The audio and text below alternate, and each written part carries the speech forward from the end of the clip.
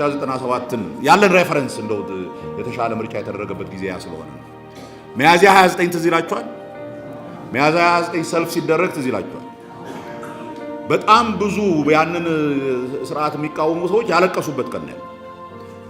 እኔ ሶዶ ውስጥ ይሁን የሆነ ቦታ ለካምፔን ሄጄ ነበርና ስመለስ አንድ ልጅ እያለቀሰ ነው።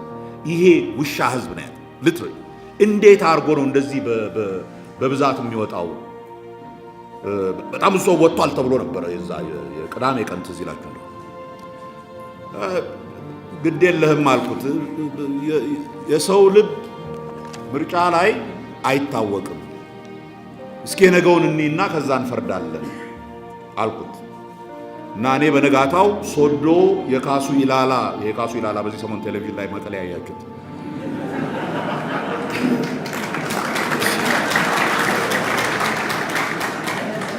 እሱ በዛ ጊዜ በፍጹም እሱ መሸነፍ አለበት በሚል ህብረተሰቡ መምጣት አለበት ብሎኝ እዛ ሄጄ ነበርና ታስታውሱ እንደሆነ ስብሰባው የተጠራው በ8 ሰዓት በ4 ሰዓት ጧት አደባባዩ ሞልቷል።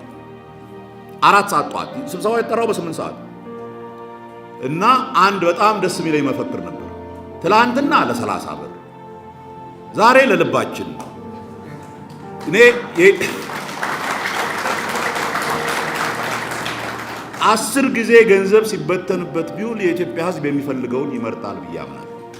ከልብ ያምናል። ገንዘብ አሸንፎት ደግሞ ገንዘብ የሰጠውን ከመረጠ ሴት የሚገዛውን መርጧል። እኔ ምን አገባኝ? ከዛ በኋላ ወደ አስተማሪነት ይመለሳለሁ። በሰላም እንኖራለን ሁላችን።